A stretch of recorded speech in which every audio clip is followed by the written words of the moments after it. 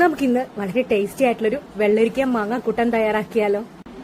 വെള്ളരിക്ക മാങ്ങ കൂട്ടാൻ തയ്യാറാക്കാൻ വേണ്ടി ഞാനിവിടെ ഒരു ചെറിയ വെള്ളരിക്കയാണ് എടുത്തേക്കുന്നത്. അത് നല്ലതുപോലെ ക്ലീൻ ചെയ്ത് ചെറിയ കഷ്ണങ്ങളായി കട്ട് ചെയ്ത് നമുക്കൊരു കുക്കറിൽ ഇട്ട് കൊടുക്കാം. ഇനി ഇതിലേക്ക് ഒരു സവോള എടുത്തിട്ടുണ്ട്, 3 പച്ചമുളക്, ഒരു കഷ്ണം ഇഞ്ചി. ഇതെല്ലാം നമുക്ക് ചെറുതാക്കി കട്ട് ചെയ്ത് ഇതിലേക്ക്, അതായത് കുക്കറിലേക്ക് ഇട്ട് കൊടുക്കാം.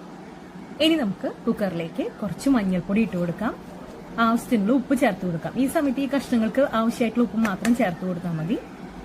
ഇനി ഇതിലേക്ക് ആവശ്യത്തിനുള്ള വെള്ളം കൂടെ ഒഴിച്ചു കൊടുക്കാം. നമ്മുടെ കഷ്ണങ്ങൾക്ക് വെന്ത് വരാനുള്ള വെള്ളം ഒഴിച്ച് നല്ലതുപോലെ ഒന്ന് വേവിച്ചെടുക്കാം.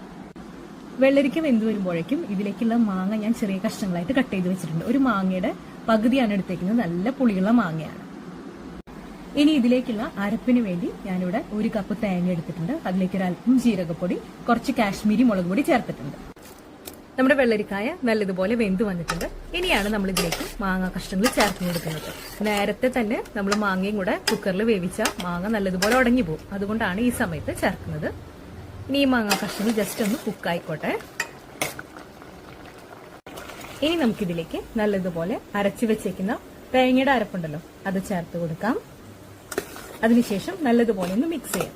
ഇനി ഈ സമയത്ത് നമുക്കിതിൽ ആവശ്യമുള്ള ഉപ്പും എരിവൊക്കെ ഉണ്ടോന്നൊന്ന് നോക്കാം. അതിനുശേഷം നമുക്ക് കടുക് വറക്കാം. നമ്മുടെ വെള്ളരിക്ക മാങ്ങാക്കൂട്ടാൻ ഇവിടെ നല്ലതുപോലെ സെറ്റായി വന്നിട്ടുണ്ട്, തിളച്ച് നല്ല പാകത്തിനായിട്ടുണ്ട്. ഇനി ഇതിലേക്ക് കടുക് വറുത്തിടാം. ഞാനിവിടെ ഒരു പാനിലേക്ക് കുറച്ച് വെളിച്ചെണ്ണയാണ് ഒഴിച്ചു കൊടുത്തത്. അതിലേക്ക് കുറച്ച് കടുക് ഇട്ട് കൊടുത്തു. ഇനി ഇതിലേക്ക് വറ്റൽമുളകും കറിവേപ്പിലയും കൂടെ ചേർത്ത് കൊടുത്തിട്ടുണ്ട്. ഇതൊന്നും മുരിയട്ടെ. നമ്മുടെ വെള്ളരിക്ക മാങ്ങാക്കൂട്ടാനിലേക്ക് ഒഴിച്ചു കൊടുക്കാം. ഇനി എപ്പോഴും പറയുന്നത് പോലെ നല്ലതുപോലെ ഒന്ന് മിക്സ് ചെയ്യാം. അതിനുശേഷം കുറച്ചു നേരം ഒന്ന് അടച്ചു വെക്കുമ്പോഴാണ് കറക്റ്റായിട്ട് അതിന്റെ ആ ഒരു ഫ്ലേവർ നമ്മുടെ കറിയിലേക്ക് കിട്ടുക. അങ്ങനെ നമ്മുടെ വളരെ ടേസ്റ്റി ആയിട്ടുള്ള വെള്ളരിക്ക മാങ്ങ കൂട്ടാൻ ഇവിടെ റെഡി ആയിട്ടുണ്ട്. അപ്പൊ എല്ലാവരും ഒന്ന് ട്രൈ ചെയ്ത് നോക്കൂ.